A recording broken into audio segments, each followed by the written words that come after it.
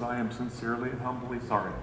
A seemingly remorseful David Ward pled to a felony theft charge in November. Ward took $12,000 from a Winnebago County couple for contracting work he never even started. What's the prior record here? Prosecutor Anthony Prekop told the judge Ward has one prior conviction, a misdemeanor in Ozaukee County, but added he got a lot of calls from people about Ward's so-called contracting business. I don't know his business background. I don't know his business practices.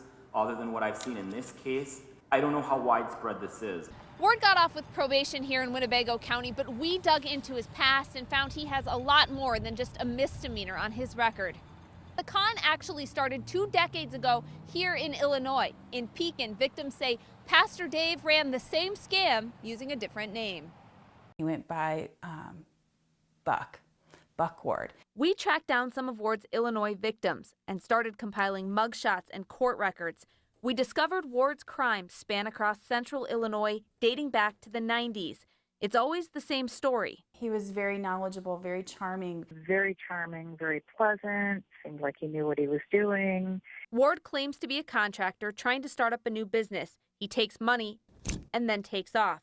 In 1998, he was convicted of forgery and home repair fraud in Woodford County, Illinois. In 1999, he was convicted of 3 felonies in McLean County. That same year in Tazewell County, Ward was convicted on several more felony counts. He was sentenced to 3 years, but after serving his time, he was back at it. It kind of makes me panicky thinking about it. In 2001, Ward took thousands from Cora. All calls were, no longer answered, and we now had a big mess and lots of damage to our home and our down payment gone. That same year, Linda Cameron gave Ward a deposit for new windows and then never heard from him. It seems to me like he's established quite a lengthy pattern of doing the same thing, and the consequences don't seem to bother him. Linda and Cora both won civil suits, but Ward never gave them a penny.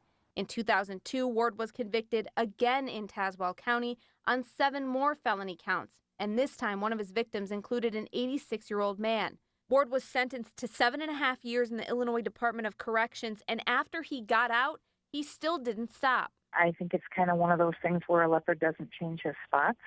Ward moved to Wisconsin, where he started calling himself Pastor Dave, a pastor and horse trainer who runs a contracting company, Man of Steel Roofing. He was really charming and starting up a new business. We thought we'd help him out. We told Linda Wackles, Ward's Winnebago County victim, what we uncovered. David Ward has over 12 felony convictions in the state of Illinois. 12. And this guy is still out there doing the same thing? The Winnebago and Ozaukee County prosecutors who handled Ward's 2 Wisconsin cases tell CBS 58 they didn't know about Ward's Illinois convictions, but declined to comment further.